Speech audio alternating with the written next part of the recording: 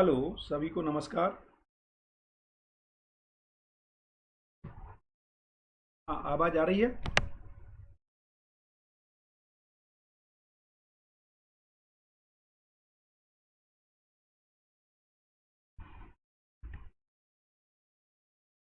बहुत बढ़िया। तो एक आध 2 मिनट इंतज़ार कर लेते हैं। और आज का सेशन मुझे लगता है में पूरा हो जाएगा। और बहुत ज़्यादा मटेरियल है नहीं आज के लिए, तो मुझे लगता है हम लोग थोड़ा जल्दी भी फ्री हो सकते हैं। और श्यामवीर भाई, आपके कुछ क्वेरीज थे जो मेरा नहीं चल रहा था। नेट कनेक्शन मतलब केवल वन वे हो रहा था और चैट बॉक्स नहीं चल रहा था।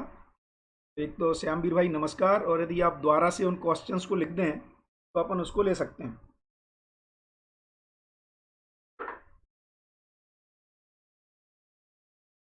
एक आध 2 मिनट वेट कर लेते हैं, 9:32 तक 1 मिनट और, उसके बाद शुरू करते हैं। वैसे राकेश भाई भी शायद भेजेंगे क्वेश्चंस, ऐसा मैंने उनको मिल जाते हैं तो बढ़िया, गुड। तो आज का एक एक मैं ये भी चाहता हूँ कि जो अपने पास समय बचेगा उसमें और भी किसी के जो भी क्वेश्चंस हों उनको रख दें, है ना। मैं अपनी तरफ से पूरा कोशिश करूँगा, जितना मुझे समझ बनी है, स्पष्टता बनी है, मान्यताएं बनी है ना, चित्रण हुआ है, तर्क बना है, उसके आधार पे। अभी कोई अवधारणा बन गई हो ऐसा तो नहीं हुआ है।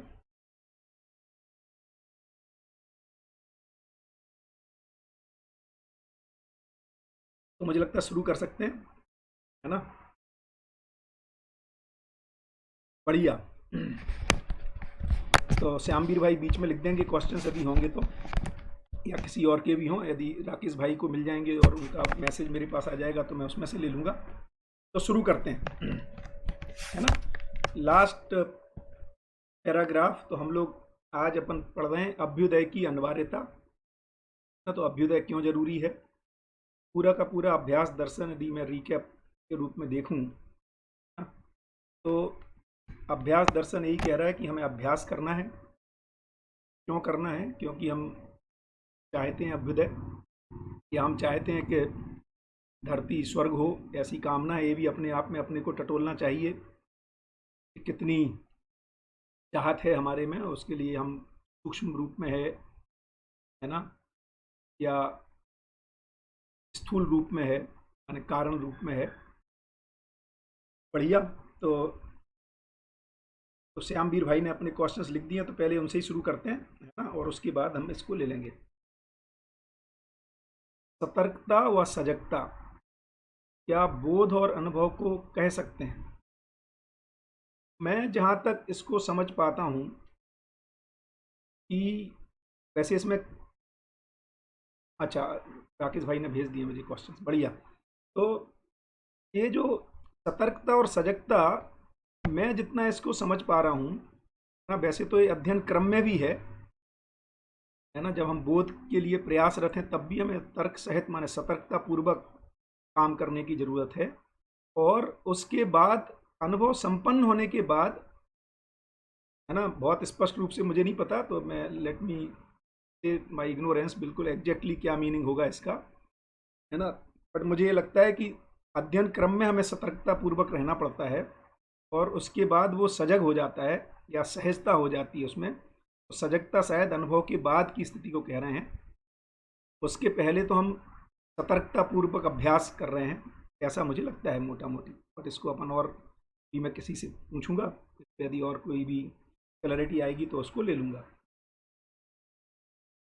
और ऐसा नहीं है कि जागृति के बाद सतर्कता बनी ही रहती है, मतलब सतर्कता सजगता पूर्वक होता ही है काम। योगेश भैया कह रहे हैं आवाज़ बढ़ाएं, बिल्कुल बढ़ा दूंगा भैया। और राकेश भाई के मैं एक बार देख लेता हूँ, हम व्हाट्सएप पे भेजे भैया ने। हाँ,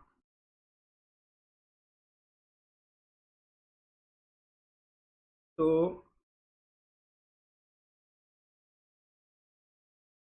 चैतन्यता में कंपनात्मक गति समझाएं, एक तो ये था भैया। सही तो ये है कि बहुत स्पष्ट नहीं है मुझे चैतन्यता में कंपनात्मक गति, है ना। उसका कारण ये है कि चैतन्यता में हम फिजिकल चीज़ों से गति को तो मुझे तो स्पष्टता नहीं आती है उसमें इतनी। हाँ, मैं यदि उसको माने दूसरे ढंग से देखूं तो हम दूर दूर तक फैलते हैं। चैतन्य इकाई का एक जो गुण है कि जितनी जगह में है उससे अधिक चीज़ें उस पर प्रतिबिंबित होती हैं और उसकी कल्पना में दूर दूर की चीज़ें आ जाती हैं।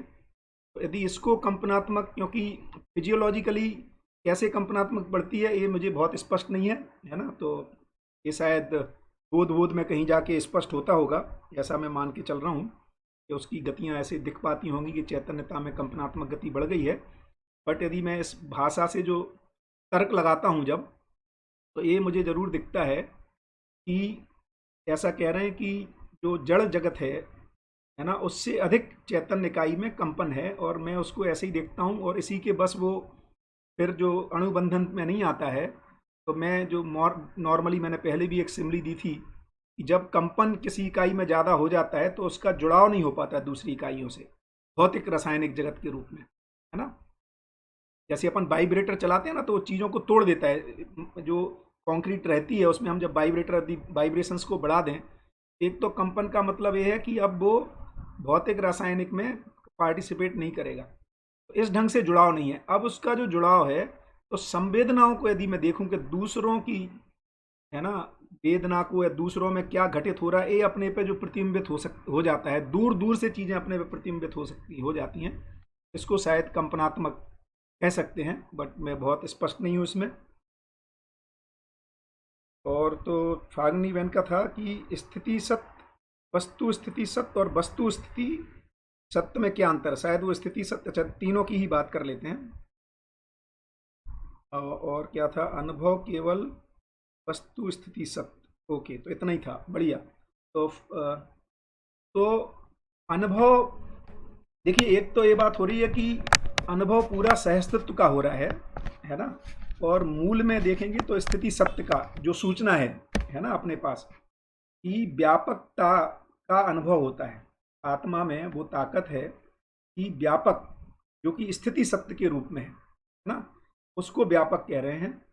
और वस्तुगत सत्य है जो हर इकाई में निहित सच्चाई है, अर्थात रूप गुण स्वभाव और धर्म के रूप में जो निहित सच्चाई है उसको वस्तुगत सत्य कह रहे हैं। जैसे मानव एक वस्तु है ना, पेड़ एक वस्तु है, लोहा एक वस्तु है ना, तो इसको कह रहे हैं वस्तुगत सत्य, माने उस वस्तु में निहित जो सच्चाइयां हैं, अर्थात उसका रूप, उसका गुण, उसका स्वभाव और उसका धर्म। और एक फिर कह रहे हैं वस्तु स्थिति सत्य, तो जो देश दिशा काल, माने जिस जगह जो पाई जा रही, जैसे अभी आज का मानव, हम और आप, है ना, अध्ययनरत हैं। एक समय हम और आप भ्रमित थे, है ना, और एक समय हम जागृत हो जाएंगे। तो ये वस्तु स्थिति सत्य है, माने वस्तुगत सत्य उसका रूप गुण स्वभाव धर्म है। और आज की स्थिति में इस समय वो जैसा पाया जा रहा है ऐसा मैं समझ पाया इसको, है ना, अपने में। और स्थिति सत्य है कि सत्ता में संप्रक्त प्रकृति है ना, अविभाज्य प्रकृति है, ये फाइनली स्थिति सत्य है। तो ऐसा मुझे ये पकड़ में आता है, वस्तुगत सत्य, वस्तु स्थिति सत्य। जैसे आज जो समाज की स्थिति पाई जा रही है ये बदल जाएगी, है ना। संविधान की जो स्थिति है, या 1950 में जिस तरह से हम 1945 से पहले अंग्रेजों के अंडर में हम थे, उसके पहले मुगल हम पर शासन करते थे, तो वो एक वस्तु स्थिति सत्य था। तो वस्तु स्थिति सत्य व्यक्तिगत रूप में भी मिलेगा, परिवारों का भी मिलेगा, समाज की स्थिति का भी मिलेगा, राष्ट्र, माने आज वर्तमान स्थिति वो क्या है। और वो परिवर्तन होगी कब तक, जब तक वो पूर्णता को ना पा जाए। एक ही सिद्धांत मुझे बाबा का बहुत ही अद्भुत लगता है कि हर पूर्णता के बाद उसकी निरंतरता हो जाती है। क्योंकि नॉर्मली हम जब साइक्लिक सिस्टम में देखते हैं तो ऐसा लगता है कि पूर्णता होगी नहीं, क्योंकि पूर्णता के बाद वो फिर वापस आ जाएगा। यहाँ ऐसा नहीं कह रहे हैं, है ना, क्योंकि उसमें लगता है कि धरती समृद्ध हो जाएगी और फिर मानव मानवीयता से संपन्न हो जाएगा, उसके बाद देव मानवीय परंपरा हो जाएगी, दिव्य मानवीय परंपरा भी हो जाएगी, और फिर सर्कल चालू हो जाएगा, अर्थात फिर से बिगड़ जाएगा सिस्टम। ऐसा भी बहुत सारे लोग माने हुए हैं, अर्थात भौतिकवाद भी लगभग इसको मानता है ना, कि पहले आइस एज था, फिर वार्मिंग हुई, तो ये ग्लोबल वार्मिंग कोई ऐसे ही हंगामा कर रहे हैं लोग। ये तो साइक्लिक सिस्टम चलते रहते हैं। और बहुत सारे अध्यात्म के लोग भी मानते हैं। जैसे एक सेक्ट को मैंने पूरा तो नहीं पढ़ा, बट जितना मेरे पास वो अभिव्यंजित हुआ या व्यंजना आई या जो सूचना आई उससे जो मेरा अनुमान बना, ब्रह्म कुमारी वाला ग्रुप ऐसा कहता है कि लगभग 5,000 साल में साइकिल घूमता रहता है, और हम और आप ये जो मध्यस्थ दर्शन की बात आज कर रहे हैं शायद 5,000 साल पहले भी कर रहे होते। तो इस ढंग से इसमें बाबा ने सिद्धांत को बदल दिया। उन्होंने कहा कि हर पूर्णता के बाद अब क्या होगा भैया, पूर्ण हो गया तो, क्योंकि पूर्ण का मतलब ही है वो सम विषम से मुक्त है, उसके पहले तक उसमें सम विषम घटनाएं घट रही हैं, तो हर पूर्णता के बाद उसकी निरंतरता हो जाती है, अर्थात दिव्य मानवीयता के पद को पहुंच के उसकी निरंतरता हो जाएगी। एक तो ये बड़ा मुझे काफ़ी कंफर्टिंग लगता है, तो इसलिए प्रयास करने का मन भी है कि शायद इस धरती पर व्यवस्था हो जाए तो फिर वो अक्षुण्ण टाइम तक, बाबा कहते हैं, मतलब सदा सदा बनी रहेगी। क्योंकि दूसरे ढंग से जो भौतिक बात कहता है वो तो बहुत स्पष्ट रूप से इस बात को कह रहा है ना। क्या बात कह रहा है कि परिवर्तन ही एकमात्र निश्चयता है, इसीलिए उसको अस्थिरता दिखाई देती है। क्योंकि वास्तव में यदि देखें तो इकाइयाँ भौतिक रासायनिक जगत जगत का हम जब अध्ययन करेंगे या जो भी करता है उसको ये दिखता ही है बदल रहा है, लगातार बदल रहा है, और बाबा भी ये कह रहे हैं बदल रहा है। लेकिन बाबा ये कह रहे हैं कि ये बदल रहा है और पूर्णता को पा करके स्थिर हो जाता है, ये वाली बात, क्योंकि गठन पूर्णता वहाँ दिखी नहीं है ना। तो एक नया मौलिक बात को बाबा, इसलिए बाबा कह रहे हैं जो अनुसंधान है बेसिकली वो गठन पूर्णता, क्रिया पूर्णता और आचरण पूर्णता के रूप में है। तो एक अच्छी अलग अच्छी इम्पोर्टेंट बात इसमें हमें लगती है, मुझे लगती है, मुझे माने काफ़ी सुंदर भी लगता है, सार्थक भी लगता है। और दूसरे ढंग से भी वो कह रहे हैं कि देखो भाई, पूर्णता के लिए फिर प्रयास ही क्यों है, यदि इसको वापस अपूर्ण होना था तो ये प्रयास ही क्यों है। तो पूर्णता के बाद क्योंकि वो निरंतर हो जाता है, इसीलिए वो प्रयास भी है और इसीलिए उसमें सफलता भी मिलती है उसकी निरंतरता के अर्थ में।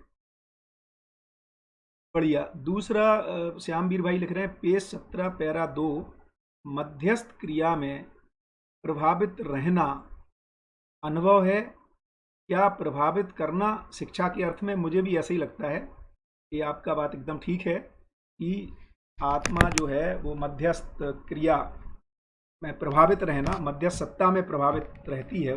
आत्मा स्वयं मध्यस्थ क्रिया है और बाकी के जो चारों हैं माने बुद्धि, चित्त, वृत्ति और मन, इससे प्रभावित, इसमें प्रभावित रहते हैं, है ना, और या इसमें आप्लावित हो जाते हैं, तो पूरा जीवन ही मध्यस्थ हो जाता है।